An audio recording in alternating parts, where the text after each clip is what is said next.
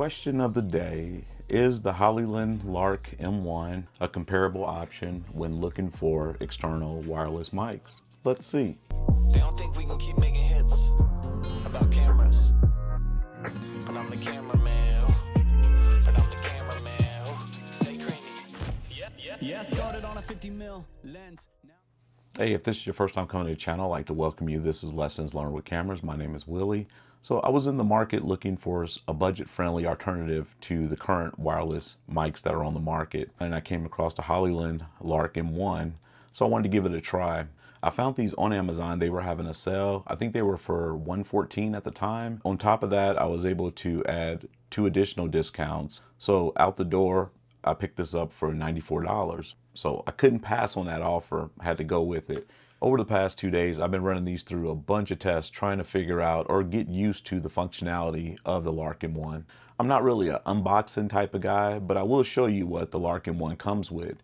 You have 2 transmitters, 1 receiver, a charging case, USB to USB-C power cord, 2 wind-resistant caps, a TRS, and a TRRS to TRS cord. The charging case gives you 2 additional full charges, and on top of that, the 2 transmitters and the 1 receiver gives you 8 hours of battery life apiece. Now, when comparing the size of the Lark M1 to the Rode Wireless Go 2 with the receiver and transmitter, they are significantly smaller and achieve more of a low-profile look. The transmitting range of the Lark M1 is around 650 feet or 200 meters, but that's straight line distance with no obstacles involved. So on the receiver, you have the light indicators, the 3.5 output, power button, volume button, mono for 1 transmitter, and stereo left and right channels for using 2 transmitters, and a USB-C charging port. The transmitter, on the other hand, have the light indicator, power button, yellow noise cancellation button, speaker, and a USB-C charging port.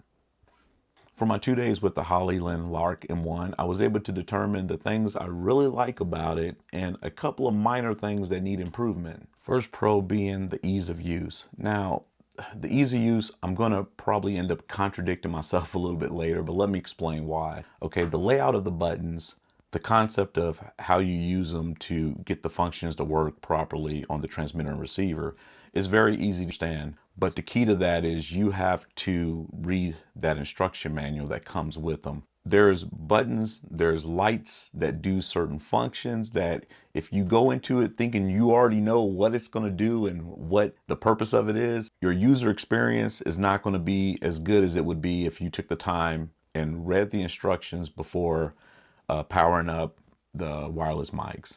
Just saying, I learned the hard way. Second one, good audio. The audio was clear, crisp, no issues in that category.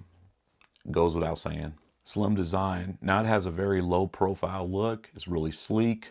I like that. I'm always one that, especially when it comes to external wireless mics or receivers and transmitters, I like to have stuff that's very discreet. The Rode Wireless Go 2 is not as discreet. It's kind of like wearing a little mini brick on you, but you get used to it over time. And because of the quality, I never had really a big complaint with it. I just improvised by using the lavalier lapel mic. But with that being said, I'm glad that this one is very low profile, lightweight, no issues. Price, that's a no-brainer. That goes unsaid. It's probably one of the best prices for an external wireless microphone with 2 transmitters and 1 receiver. Right now on Amazon, it's going for $149. And when you compare that to like the Rode Wireless Go 2, I think it's priced at $299. And for what you get, it's well worth it. And last but not least, just an honorable mention one, the wind-resistant caps that go on top of the transmitters. Man, I love the fact that these things are stuck on there once you put them on there. That's perfect. Now on to the neat improvements. There's only 2 very minor. The first one I hit on is probably the bigger one to me personally, is the volume button for the low, medium, and high. I wish that it was more or less a dedicated switch to take care of that. Because with the button, one of the biggest problems that I had through all this with my user experience was the fact that I never knew when it was on low, medium, or high unless I was using a Sony camera. Because on the Sony cameras, it shows the audio record levels on, you can display them on your screen. So I was able to see whether I was in stereo, mono. I could see based off of where the dBs were, if it was on low, medium, or high, which was perfect. If that was indicated on the receiver itself with like a dedicated switch or a dedicated setting for that, you wouldn't have that problem.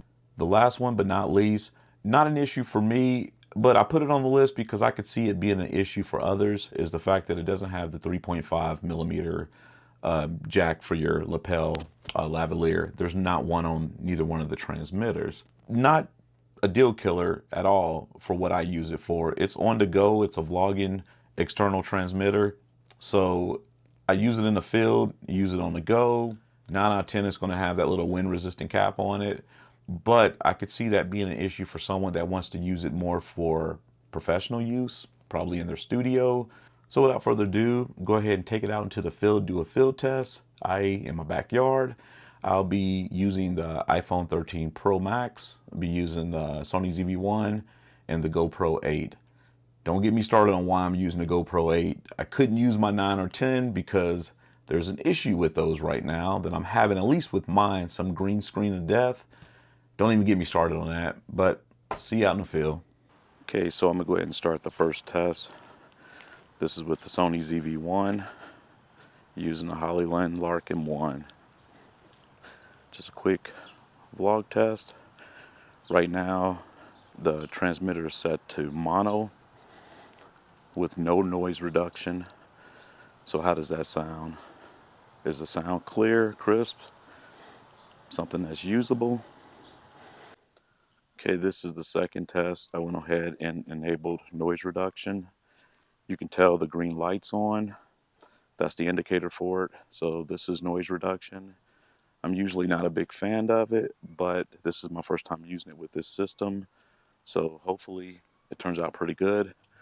But this is just an example of what it would sound like. I don't know if it cut out any of the noises in the background, but this is what you get with noise reduction still in mono. Okay, I'm gonna do the walking test for distance. Now, this is probably only about 23 to 25 meters from where the camera is. I went ahead and set it up at my house. I'm walking down to the shed. So let's see if it doesn't lose a signal.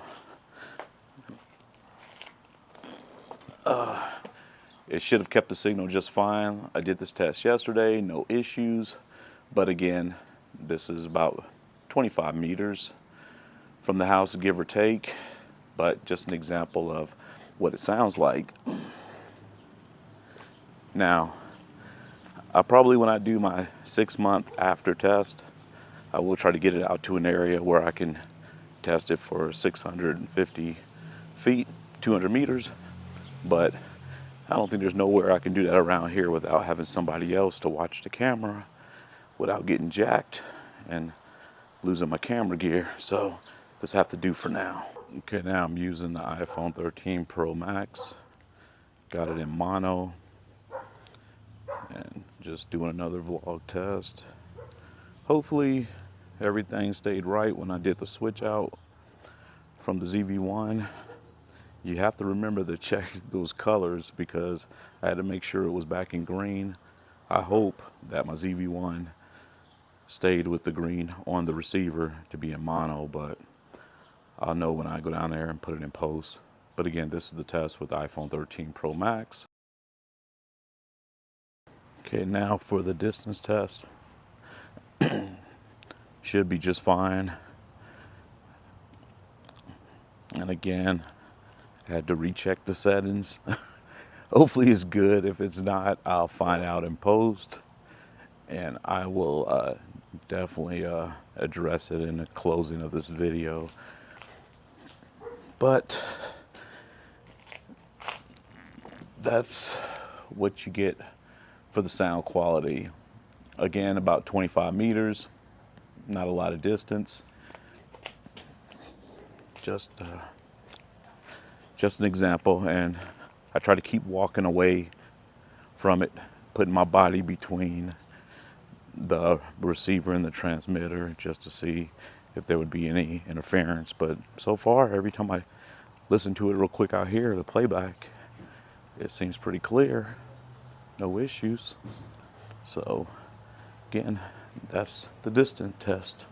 Okay, now I'm doing the test with the GoPro 8. It's in mono.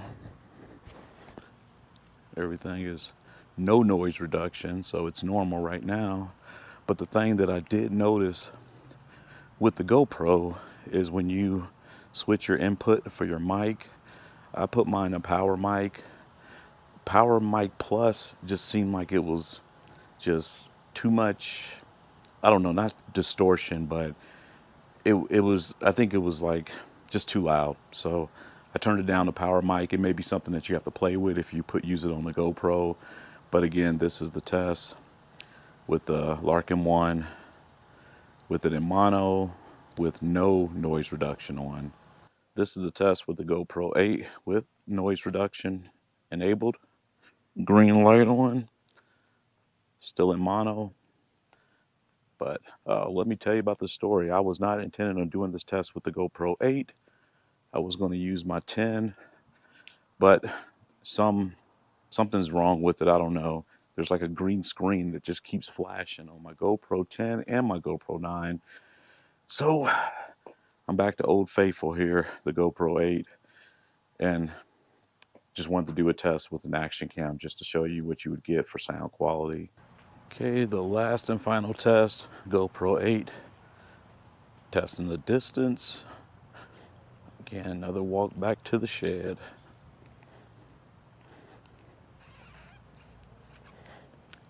But yeah, I tried to pair my GoPro 9 and my 10 with my phone. It wouldn't pair. That little green screen kept showing up, and man, that was frustrating. But I haven't used an action camera in a while, so I don't know if I'm missing some updates or whatever, but it wouldn't let me update it the way it was. Had no choice. And again, this is back with noise reduction off, still in mono. See, I keep saying mono because if I put it in stereo, then that's good for holding down one of the channels. And then if I was to use the other transmitter, that would give me the opposite, either left or right channel. So that's for two people wanting to do a session together or whatever, like an interview and so forth. But I pretty much just use mine in mono. Let's wrap this up. So in conclusion, so that was pretty much the field test for the Hollyland Lark M1. I do believe that this is definitely a budget-friendly alternative to some of the other expensive external wireless mics on the market right now. I will for sure be putting this in my workflow, probably attach it with my ZV-1 or maybe the iPhone 13, just depends, or the GoPro. But definitely, if I was to give it anything that I think it needs improvement, like I said earlier, it would have to be that dedicated switch instead of a button for the low, medium, and high for the volume. That would make it probably the perfect user experience. I didn't get into a lot of the issues with the whole not having a display for the DBs and all that. Again, for the price point, that wouldn't be a realistic complaint. So therefore, I just think that because of what it has, it is very simple to use it. But I think that would just add to the simplicity of it if that switch was there and it was dedicated for that purpose. If you liked this video and you felt it was informative, feel free to drop a like. If you want to see more content like this coming in the future, feel free to subscribe. Thought I would take a break, try something different, do a little review of camera gear accessory instead of doing the cameras. So next video should be out in a week or so. I got some shooting to do for my other channel, then I'll be back on the grind. So I will see you later.